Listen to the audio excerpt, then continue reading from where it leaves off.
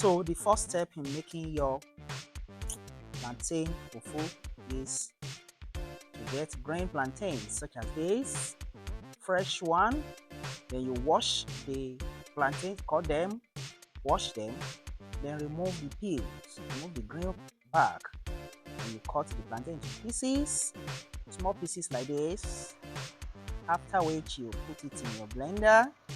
Time to blend. Add small water. You see here, you need to add small water to the blender and blend everything smooth. So you can see what is happening here. Can you see that? Blend it smooth.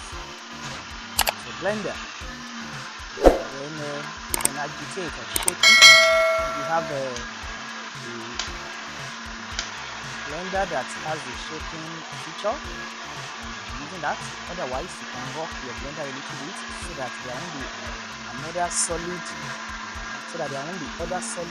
plantain not blended at the bottom. And it's a little bit like this, blend everything smooth. Make sure you add small quantity of water in order for your blender to work well in blending it. That is what you do.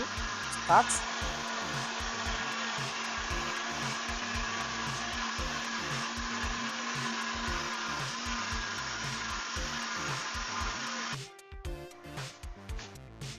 Next, you pour it into a pot, a clean pot, so you can have as many plantain fruits blended together as you wish.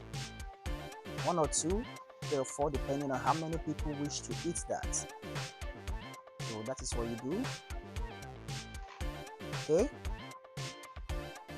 So here we do it 2 times.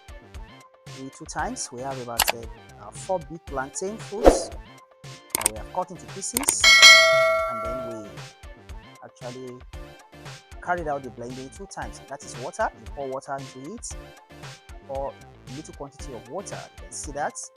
Cover your blender and then blend everything smooth. You can agitate the blender in order to ensure that it works fine. It blends everything to smooth paste. Alright?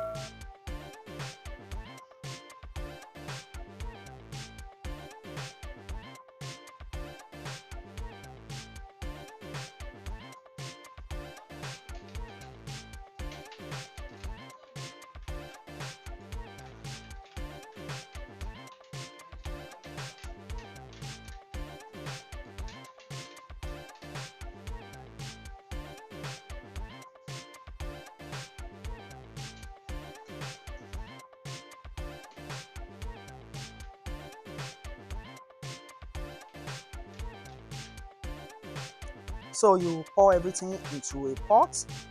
You see that it's a form of paste that is not too thick and not too uh, uh, watery, not too thick and not too watery. We have a smooth paste. The next job is now to carry this on to the fire and begin to boil it while you continuously stir it.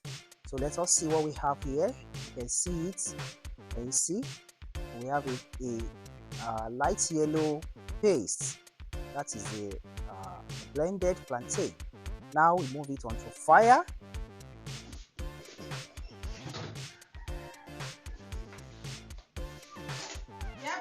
Come inside.